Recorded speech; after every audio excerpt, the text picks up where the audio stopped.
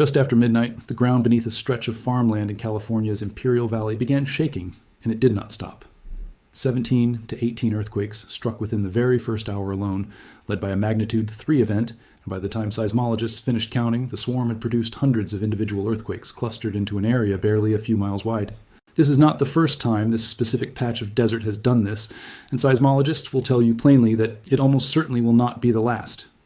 But every single time it happens, the exact same uncomfortable question gets asked, by residents, by journalists, and quietly by the scientists themselves. Could this be the trigger? Could this specific cluster of moderate earthquakes happening in this specific spot be the thing that finally sets off the fault system responsible for the largest, most consequential earthquake California has been waiting on for well over a century? Today, we're going to walk through exactly what happened in this latest swarm, why this particular stretch of ground behaves so differently from almost anywhere else in the state, and what the actual scientific relationship is between these frequent, moderate swarms and the much larger, much more dangerous fault sitting right next door. Before we get into the details, if this is the kind of story that genuinely interests you, real earthquake science explained clearly, without the exaggerated panic that usually floods this topic online, subscribing means you will not miss it the next time this region acts up. And given how often it happens, that will likely be soon. If you live anywhere in Southern California, drop a comment and let me know if you felt this swarm or any of the previous ones, because this specific stretch of the Imperial Valley has quietly produced some of the most active earthquake sequences in the entire country, and most people outside the region have genuinely never heard of it. And if you find this useful, share it with anyone who lives near the San Andreas Fault, because understanding exactly how this smaller, more frequent activity relates to the region's actual worst-case scenario is exactly the kind of context that rarely makes it into a quick local news headline. Let us start with exactly where this happened, because the location is really the entire key to understanding why this keeps occurring. The area is known as the Brawley Seismic Zone, named for the small agricultural city of Brawley sitting near its center, in California's Imperial County, just south of the Salton Sea and roughly 30 miles north of the U.S. Mexico border. Geologically, this zone occupies a genuinely unusual position, functioning as what scientists call a step-over or a transfer structure, physically connecting two of the most significant fault systems in the entire state. To the south sits the Imperial Fault, a relatively straightforward, well-behaved strike-slip fault extending down into Mexico. To the north sits the southern San Andreas Fault itself, arguably the single most studied and most consequential fault line in North America. Directly in between the two, instead of one clean, continuous crack running through the earth, sits this roughly 20-kilometer-wide zone of tangled, crisscrossing smaller faults, a structural handoff point where the motion accommodated by one major fault gets transferred, imperfectly and unevenly, to the other. Caltech seismologist Lucy Jones, one of the most recognized earthquake scientists in the country, has explained this geometry in strikingly simple terms, noting that instead of having one big fault running through this specific stretch of ground, there are instead a whole lot of small crossing faults layered on top of each other. That structural complexity is precisely why this region behaves so differently from a more conventional fault system.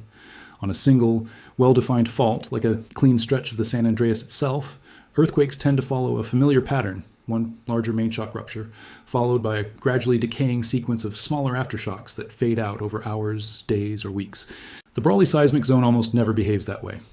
Because stress here has so many different small fault segments to distribute across, rather than concentrating along one continuous plane, earthquakes tend to arrive in what scientists specifically call swarms, clusters of multiple similarly sized quakes with no single obvious dominant main shock, sometimes stretching on for days at a time, occasionally even longer. It genuinely helps to understand the underlying tectonic forces at work in this specific region, because the Brawley seismic zone is not simply a random tangle of cracks, it is the direct physical product of a very specific kind of plate boundary geometry. This entire stretch of the Imperial Valley sits within what geologists call a releasing step-over, a location where the overall strike-slip motion along the broader Pacific and North American plate boundary is forced to jog sideways as it transfers from the Imperial Fault onto the San Andreas. That sideways jog physically stretches and pulls apart the crust in between, rather than simply sliding it past itself the way a clean strike-slip fault does elsewhere. This extensional pulling apart is exactly why the region hosts active geothermal features and young volcanic domes in the first place, since stretched thinned crust allows heat from deeper in the earth to rise closer to the surface far more easily than it could through thicker, more compressed rock elsewhere along the fault system. It is also why the crust here fractures into so many smaller crisscrossing faults rather than one dominant plane, because material under extension tends to crack in complex distributed patterns rather than along a single clean line, the same basic principle that causes drying mud to crack into an irregular network of fissures rather than one straight split down the middle. And this is not remotely a new phenomenon for this particular stretch of desert. Records of significant swarm activity in the Brawley seismic zone stretch back decades. In 1981, the Westmoreland swarm in the same general area produced earthquake reaching magnitude 5. 8. In August of 2012, another swarm centered in almost the identical location produced a magnitude 5. 5. As its largest event, a sequence that USGS explicitly noted at the time showed no evidence of being volcanic in nature, despite occurring near the Salton Buttes, a cluster of young volcanic domes sitting just a few kilometers to the north that last erupted roughly 9,000 years ago. In September of 2020, yet another swarm, this one specifically named the Westmoreland Swarm, produced over 60 earthquakes of magnitude 3 or larger, including a magnitude 4.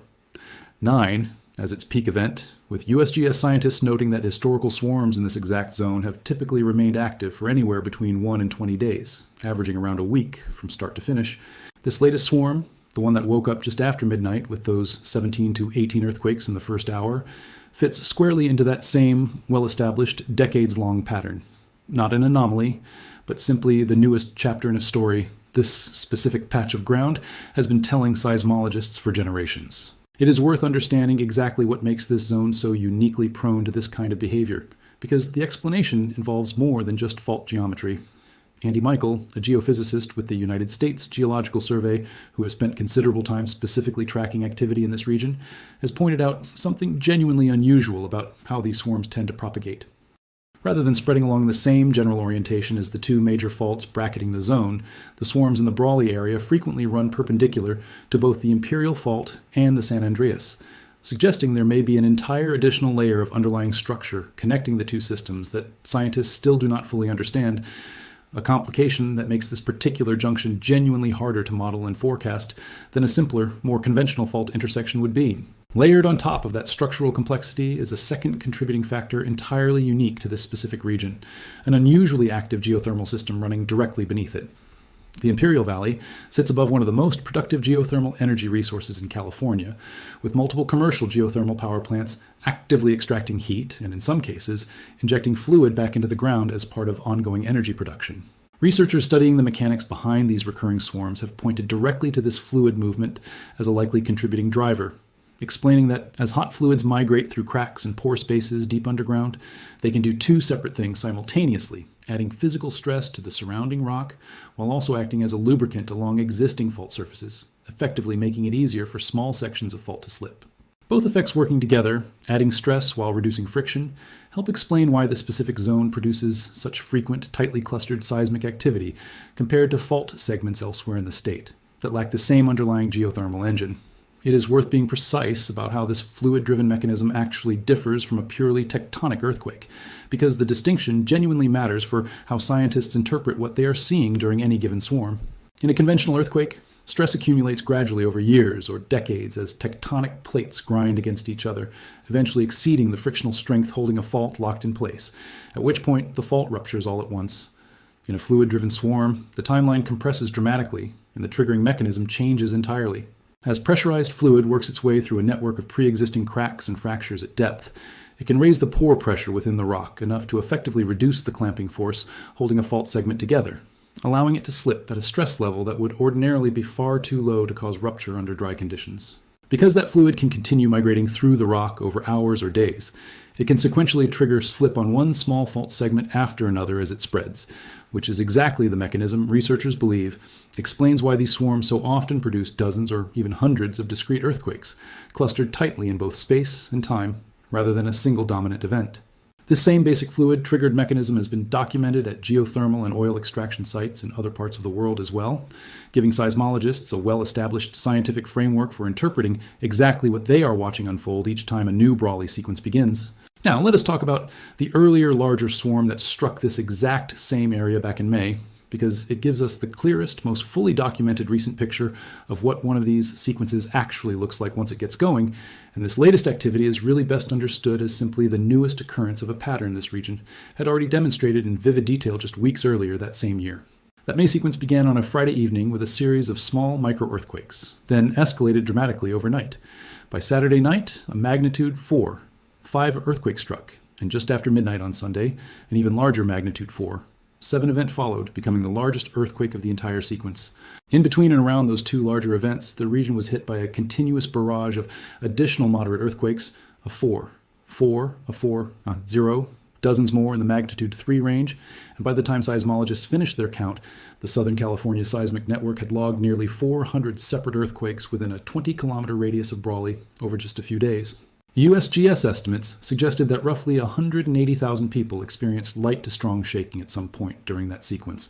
with the strongest jolts reported felt as far away as Pacific Palisades and Los Alamitos, communities sitting nearly 200 miles from the epicenter. And San Diego County residents received mobile shake alert notifications as the activity peaked. The practical, on-the-ground consequences of that May swarm, while genuinely disruptive, stayed well short of anything resembling a major disaster. And that distinction matters enormously for understanding how this type of seismic activity actually behaves in the real world. In the city of Brawley itself, public works crews spent days responding to a steady stream of minor utility issues, primarily water main breaks and leaks caused by the sheer repetitive stress of dozens of moderate jolts working on aging buried infrastructure. The same kind of cumulative fatigue damage you might expect from repeatedly flexing a pipe joint until it finally gives way, rather than the sudden, catastrophic failure a single much larger earthquake might cause. Building damage assessments found no major structural failures. No injuries were reported.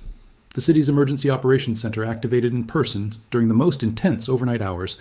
then transitioned to remote monitoring. Once the immediate activity began tapering off, a measured, proportional response that reflected the genuine but limited nature of the actual physical risk involved. That relatively modest damage profile, despite nearly 400 earthquakes striking the same small area within days,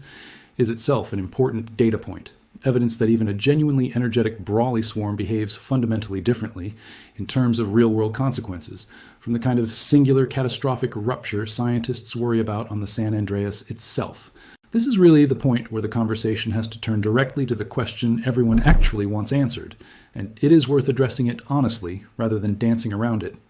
Given that the Brawley seismic zone functions as a structural bridge directly connecting to the southern San Andreas fault,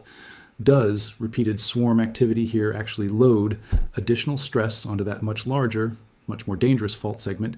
incrementally nudging it closer to failure? The geological connection itself is not remotely in dispute. Both the USGS and Caltech agree the two systems are physically linked, and some researchers have specifically proposed that repeated Brawley swarms could, over time, transfer measurable stress northward onto the southern San Andreas. But the relationship between that theoretical stress transfer and the actual probability of triggering a major rupture turns out to be far more nuanced and far more reassuring than the alarming framing this question usually gets online. Lucy Jones has addressed this directly and repeatedly across multiple Brawley swarm events over the years,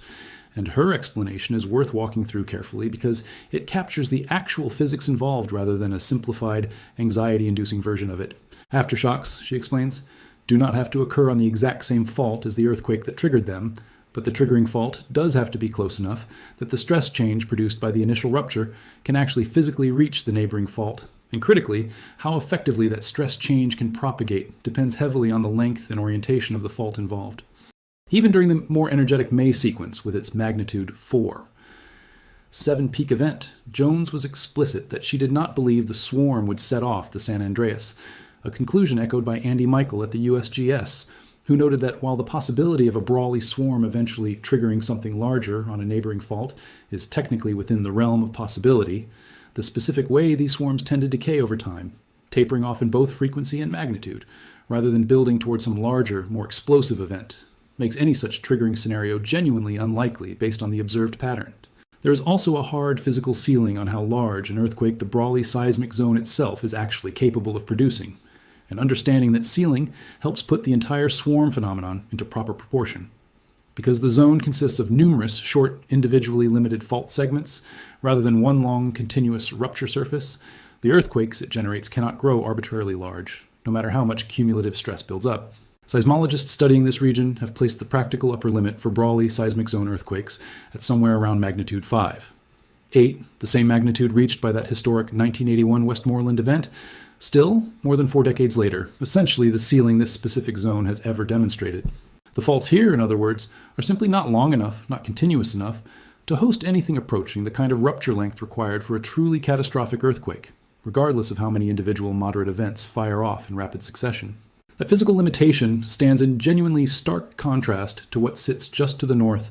along the stretch of the southern San Andreas Fault that the Brawley Zone structurally connects into. And this is really where the legitimate, well-founded concern in this entire story actually lives. The southern San Andreas has not produced a major rupture in an extraordinarily long time, and seismologists frequently describe it using the phrase locked and loaded, sitting under an enormous, still-growing burden of accumulated tectonic stress with nowhere left to release it. A widely cited 2015 study from the Southern California Earthquake Center estimated roughly a 75% probability of a magnitude 7, 0 or larger earthquake striking the broader Southern California region sometime before 2045, and specifically regarding the southern San Andreas segment itself, researchers have warned the fault is capable of producing a rupture reaching magnitude 7, 8, or even larger, an earthquake that would cause severe, widespread damage across a huge swath of Southern California, entirely disproportionate to anything the Brawley seismic zone, capped at roughly magnitude 5, 8, could ever produce on its own. Geologists studying the paleoseismic record of the southern San Andreas, essentially digging trenches across the fault to examine and radiocarbon date layers of soil disturbed by past ruptures, have found that this specific segment has a documented history of producing major earthquakes roughly every 100 to 200 years, based on evidence stretching back many centuries. What makes the current situation genuinely notable is that the most recent confirmed major rupture on this exact stretch of fault occurred sometime around the year 1690, placing the region well over 3 centuries removed from that last event, comfortably beyond even the upper end of its historical recurrence window. That does not mean a rupture is guaranteed within any specific near-term time frame. Earthquake recurrence intervals are statistical averages with genuinely wide natural variation, rather than a precise, predictable schedule. But it does mean the accumulated strain sitting along this segment of fault has had an unusually long, uninterrupted stretch of time to build, which is exactly the underlying context that makes seismologists pay such close, sustained attention to absolutely everything happening anywhere near this stretch of the fault system, including swarms in the neighboring Brawley zone that, on their own physical merits, pose a comparatively modest direct hazard. There is a genuinely fascinating, if still somewhat uncertain, secondary piece of research tied specifically to this exact region worth understanding as well, involving the shrinking Salton Sea itself. The Salton Sea, the large landlocked lake sitting just north of the Brawley seismic zone, was accidentally created back in 1905, when an engineering failure allowed the Colorado River to breach an irrigation canal and flood the historically dry basin. In the decades since, without a natural, sustained water source to maintain it, the lake has been steadily shrinking, and some researchers studying the region have proposed a genuinely counterintuitive hypothesis that the physical weight of the lake's water, sitting directly above this stretch of the fault system, may have historically been suppressing fault activity by adding downward pressure that helps keep the underlying fault segments clamped together. Under that theory, as the lake continues to shrink and that overlying weight diminishes, the reduced pressure could theoretically make it easier for the fault beneath it to eventually slip. This remains a genuinely active and unsettled area of research rather than an established, confirmed mechanism, but it represents exactly the kind of ongoing scientific investigation happening in this specific corner of California, layered on top of everything else scientists are already tracking about swarm behavior, geothermal fluid movement, and stress transfer along the broader fault system. This idea, sometimes referred to broadly as unloading-induced seismicity, actually has reasonably well-documented precedent elsewhere in the world, which is part of why researchers take the hypothesis seriously enough to keep investigating it here rather than dismissing it outright. Reservoirs in large bodies of water are known in certain cases to influence nearby fault behavior in both directions. Some studies have documented cases where filling a large reservoir appears to have triggered increased seismicity nearby, as the added weight and water infiltration changed stress conditions on underlying faults, while other research has examined the reverse scenario, where a significant reduction in water load appears to correlate with a measurable uptick in nearby fault activity. Applying that same logic to the Salton Sea's ongoing decline is a reasonable, testable hypothesis, but establishing a clear, statistically confident causal link requires many more years of continuous monitoring data than researchers currently have available, particularly because the lake's shrinkage has coincided with numerous other environmental and human changes across the same region, including shifts in regional groundwater extraction and irrigation practices that could independently be contributing to any changes observed in local seismicity. Scientists studying this question have been careful to describe it as a promising area for continued research, rather than a settled conclusion, exactly the kind of measured, evidence-gated language that characterizes how seismologists tend to discuss genuinely uncertain questions in this field. It is worth being completely honest about what earthquake prediction science can and cannot actually offer here, because that honesty is really the entire foundation of how seismologists talk about events like this latest swarm. Nobody studying the Brawley seismic zone, and nobody studying the southern San Andreas more broadly, can tell you with any precision whether the next major earthquake on that fault arrives next month, next year, or several decades from now. What decades of careful, patient monitoring across this region actually provide is something different and, in its own way, more valuable. A genuinely deep, well-characterized understanding of how this specific stretch of interconnected faults typically behaves, which patterns represent normal, expected background activity, and which patterns, if they ever emerged, would represent a genuine, meaningful departure from that established baseline worth taking far more seriously. Every swarm that comes and goes without triggering anything larger, and there have now been many of them across more than 4 decades of instrumental monitoring, adds another data point reinforcing scientists' confidence in exactly where that baseline sits. This is also precisely why every single Brawley swarm continues to receive such close, sustained scientific attention, despite that consistent historical pattern of not escalating into something larger. Seismologists do not simply assume the next swarm will behave identically to every previous one purely out of habit or complacency. Each new sequence gets analyzed in real time against the full accumulated historical record. Its rate of decay, the spatial distribution of individual earthquakes within the swarm, whether activity appears to be migrating in any particular direction along the fault system, whether the depth distribution of the earthquakes looks consistent with previous swarms or shows any unusual variation. The USGS routinely issues aftershock and continuation forecasts during these active sequences, specifically because the agency takes seriously both the genuine, if statistically low, possibility of escalation, and the public's legitimate need for clear, current information rather than blanket reassurance issued without genuinely checking the data each time. There is also a broader, genuinely important lesson about earthquake science embedded in this entire story, one that extends well beyond just this one specific patch of Imperial Valley desert. The popular imagination tends to picture earthquake risk as a single binary countdown, waiting for one specific fault to eventually snap in one dramatic, singular event. The reality, especially in a geologically complex region like Southern California,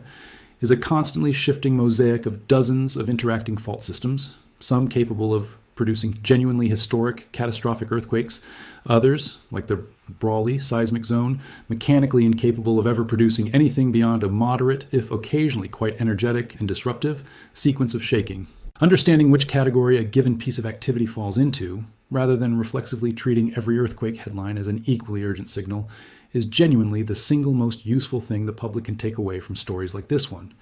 A Brawley swarm producing 400 earthquakes over several days is a real, legitimate, worth monitoring seismic event. It is also, based on everything 4 decades of careful observation have shown, fundamentally not the same category of threat as the eventual southern San Andreas rupture that region has genuinely been overdue for.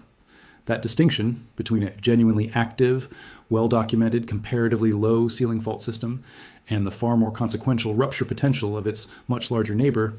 is not just an academic curiosity. It directly shapes how state and local emergency planners actually allocate limited resources across the region. Imperial County has developed specific response protocols tailored to Brawley-type swarms, focused primarily on rapid utility inspection and minor infrastructure repair capacity, since that is genuinely the type of damage these sequences have historically produced. Meanwhile, statewide earthquake preparedness planning, evacuation route design, building code enforcement, hospital surge capacity, remains overwhelmingly oriented around the far larger southern San Andreas scenario, precisely because that is where the truly severe life-threatening consequences would actually originate if and when that fault eventually ruptures. Neither response profile would make sense applied to the other type of event, which is exactly why correctly distinguishing between these two categories of seismic activity, rather than lumping every tremor together under one generic earthquake alarm, matters so much for how this entire region actually prepares. None of this is meant to suggest complacency is the right posture either, and that balance is worth emphasizing clearly. The fact that Brawley swarms have never yet triggered a major San Andreas rupture does not constitute proof that they never could, only that it has not happened during the roughly 100 years scientists have been carefully documenting this specific pattern. A genuinely short window on the geological timescales that actually govern how these massive fault systems accumulate and release stress over centuries. That is precisely why continuous, sustained monitoring remains such a priority here. why the USGS maintains dense networks of seismometers and GPS stations across this entire region, and why California's broader earthquake preparedness infrastructure, building codes, emergency response planning, public education campaigns gets built around the genuine, well-documented long-term risk the southern San Andreas represents, entirely independent of whatever the Brawley seismic zone happens to be doing in any given week or month. For residents of the Imperial Valley and the broader Southern California region, the practical takeaway from all of this is refreshingly grounded and does not require tracking every individual swarm personally as it develops. Understanding that the Brawley seismic zone behaves this way as a completely normal, well-documented part of its geological character, producing frequent, moderate, rarely destructive swarms roughly every few years, helps put local news coverage of the latest cluster into accurate context, rather than treating every news sequence as a standalone emergency. At the same time, understanding that this activity sits directly beside and is structurally connected to a genuinely serious, long-term risk on the southern San Andreas Fault, one that state emergency planners actively prepare for regardless of what Brawley is doing on any given week, is exactly the kind of dual evidence-based awareness that serves this community far better than either dismissing every swarm as harmless background noise or treating each new cluster as confirmation the big one has finally arrived. None of this means the region simply waits passively for a rupture that might be decades away, and it is worth closing on that note of active preparation rather than pure uncertainty. Imperial and Riverside County emergency management agencies maintain regularly rehearsed response plans specifically built around a major southern San Andreas scenario, coordinated with statewide resources rather than left to local jurisdictions alone, given the sheer scale of disruption a rupture of that magnitude would cause across the wider region. Building codes throughout Southern California have been progressively strengthened over recent decades, specifically with this fault system's long-term hazard in mind. And public earthquake drills continue running annually across schools and workplaces throughout the state. None of that preparation exists because a major rupture is considered imminent in any narrow, specific sense. It exists because the underlying science, the historical recurrence record, the accumulated stress estimates, the sheer length of time since the fault's last major release, all point toward this being a matter of eventual certainty rather than remote hypothetical, even without anyone being able to say precisely when. If this kind of clear, evidence-based breakdown of what is actually happening beneath Southern California is something you want more of, subscribing helps this channel keep tracking both the Brawley seismic zone and the broader Southern San Andreas system as new activity continues to develop throughout the year. Share this with anyone you know living in or near the Imperial Valley, because understanding the genuine, well-documented difference between this recurring, moderate swarm activity and the region's actual long-term earthquake risk is exactly the kind of context that rarely survives a quick local news headline about the latest cluster of tremors. And drop a comment below, because I would love to know, had you heard about this specific stretch of California before today? Or is this the first time the Brawley seismic zone and its connection to the San Andreas has actually been laid out for you clearly? We will keep tracking every new swarm, every fresh USGS forecast, and every update from researchers studying this genuinely unique corner of the fault system as this story continues to develop. Because this particular patch of desert has made it abundantly clear over the past several decades that it is never done for long. See you in the next one.